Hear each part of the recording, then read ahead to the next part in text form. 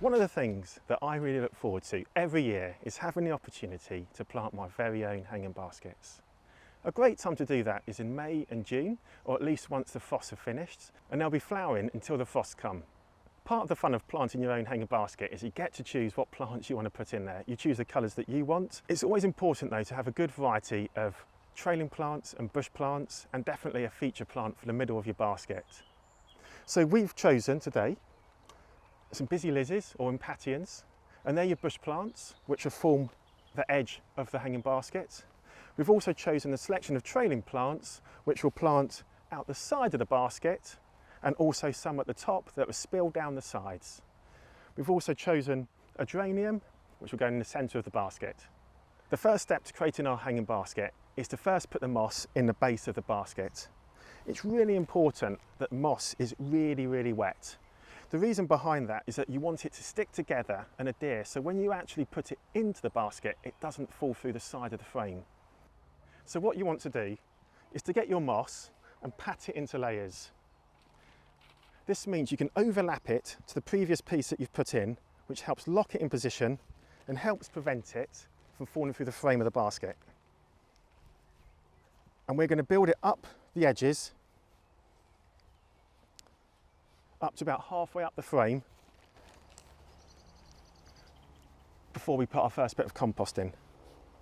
So we'll continue to do this until we've got halfway.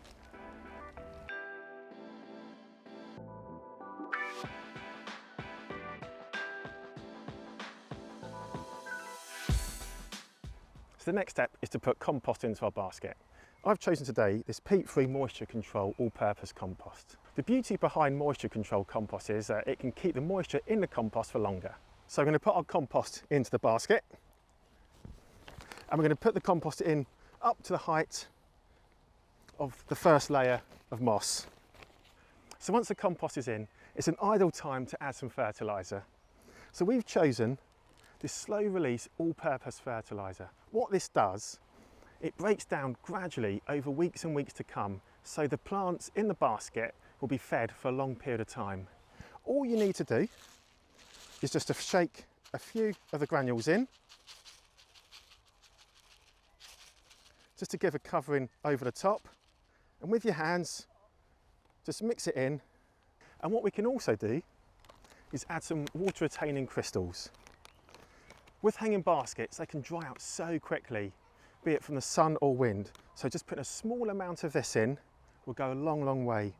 It's really important that we don't put too much in, because it really does expand. So just half a teaspoon into half our basket, and again mixing it really thoroughly into the compost. It's really important that our plants are hydrated, so these plants have been sat in this tray of water for almost an hour now. We've chosen a 40 centimetre hanging basket, and we're going to be putting 5 trailing plants around the sides and a combination of 12 bush and trailing plants around the top, with our centrepiece in the middle. So now we're going to position our plants around the side. A good thing to do is to space out roughly where you think you might like your plants to start with. It's so much easier to get this right now than it is to come back and change it later on. So what I've chosen here is a mixture of trailing petunias called Sophinia and Bacopa, which are these small green leaves that produces very small white delicate flowers en masse. And they'll look absolutely great when they start hanging down the side of the basket. So we can now start planting our basket. So I'm going to take the plants out of the pots, feed them through the side of the frame, so the foliage is all hanging outside and the compost is in conjunction with the compost inside the basket. So now we're going to rotate our basket and get the next plant in. Again, feeding the plant through the frame, making sure that the foliage is all outside and the compost is connecting with the compost inside the basket. And we're going to rotate the basket and keep continuing the whole way round until the sides are fully planted up.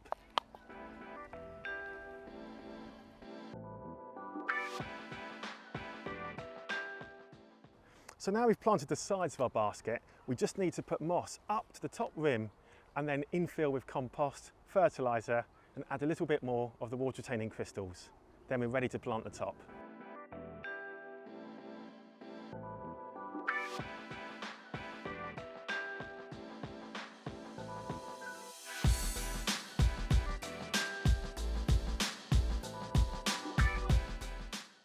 What I've done, I've put the compost in slightly lower than the rim of the basket.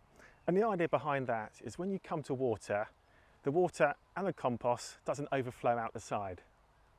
So we're going to start by making a hole in the centre of the basket with our hands. And that's going to be for our feature plant, which is this geranium that we've chosen. So we've put that into the hole and we just loosely backfill to make sure it's secure and upright and central. So what we're going to do now is put our 12 plants around the edge of the basket. We're going to alternate between our trailing plants and our bush plants. So these bush plants literally just push out of these trays like plugs. And for now, I'm just going to position them loosely on top of the basket, just so we know roughly where they're going to go. As we said before, we just need to make sure that we get it right first time. So next we're going to plant our trailing plants. So we've got a selection of these trailing geraniums, which are also known as ivy leaf geraniums. That's simply because of the shape of the leaf. So we're going to start by positioning this plant here, and we've got a mixture, deep pink and light pink. So for effect, we're just going to alternate them around the basket. And if we need to tweak the locations of the plants as we go round, now's the perfect time to do it. So now we've positioned our plants around the edge, we're going to start planting them. So again, I find it easier with my hand just to make a small hole in the compost and push the plant down so the top of the plant is exactly in line with the surface of your compost level. And we're going to keep planting these in until everything is in position.